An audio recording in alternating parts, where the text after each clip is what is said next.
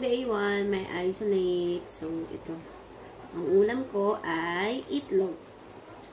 Itlog na niluto ni Mama. Ang salt nito is Himalayan salt. Laki na ako yung aking TV. So, ayan.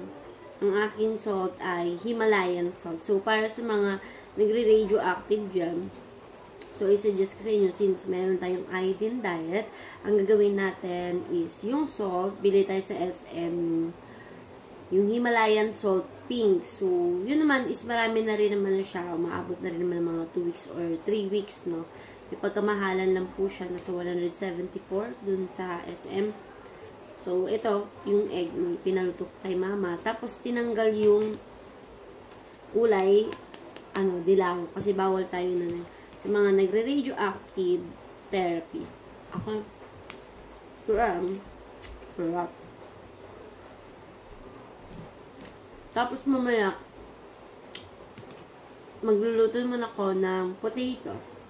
Siyempre, ang ginagamit pala dito din guys, na mantika, is yung vegetable oil, palm oil, or canola oil. So, bawal kasi tayo ng ordinary oil. So, sinasuggest din naman ng doktor yan. Kaya ito, tiis-tiis, itlog.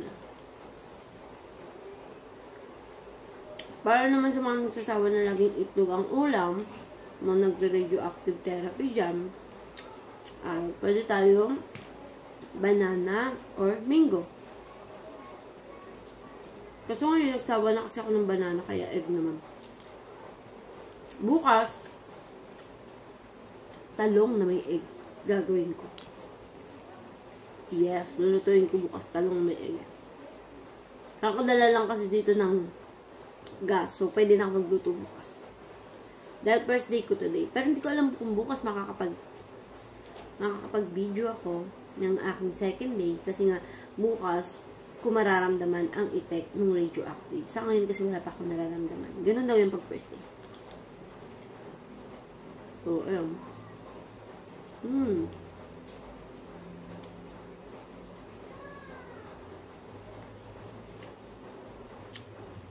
Ang lungkot mag-isa. Pero, carry lang. Ginagawa ko to para libang sarili ko. Video-video. Diba? Video-video. Tapos lagi kong binibideo ko sila mama, boyfriend ko, ate ko. Bukas mga tita ko. Tapos mga trabaho ko. Yan, sunod-sunod yan pag na naubos-ubos na yung mga video call ko. Parang di ako naboboring. Okay? So, ayan. Ako lang mag-isa dito ang kalat yung ano ko. Yung jacket ko.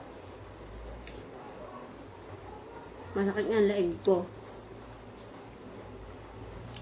Yan kasi, pero bukas pa naman pinaka-epekto yung mararamdaman. Sabi ng doktor, either sakit yung ulo, sikmura. Okay, thanks. So, ayun yung kanin natin kunin ko.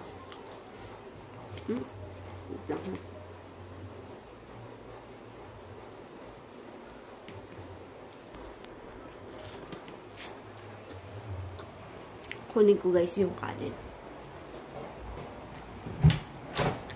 Kanan. Yung kanin ko. Ito.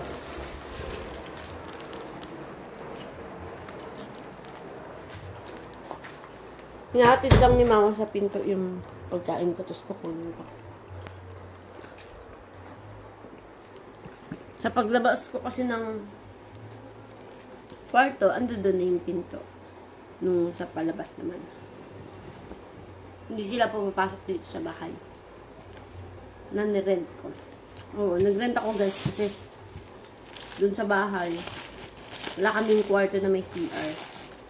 So, dito na lang, buti na lang, mayroon kami kapitbahay, nagpapaupa. 4-5 yung kuha. May kwarto. Yung CR nga lang ito, lalabas pa ako dun. Kaya sila mama, pag pumupunta dito, hindi sila pumapasok din sa kusina. Nilalagay lang talaga nila yung gamit sa aking pintuan. Tapos kukunin ko na lang. Okay. Dami kong gutom kasi hindi ako kumain kanina.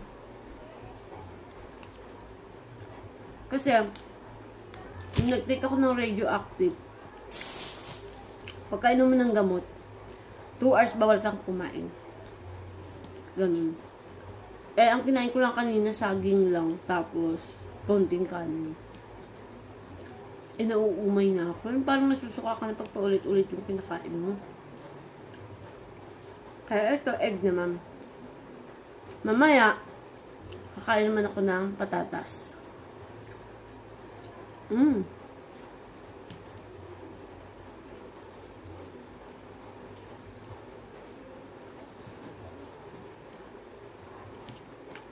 So, ayun guys, ito lang yung update ko for today.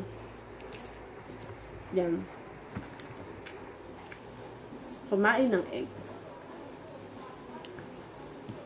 At syempre, habang kumakain, nagto-talking-talking. Bad. Ako lang yun. So, yung tubig ko. Ay, ito. Tubig ko.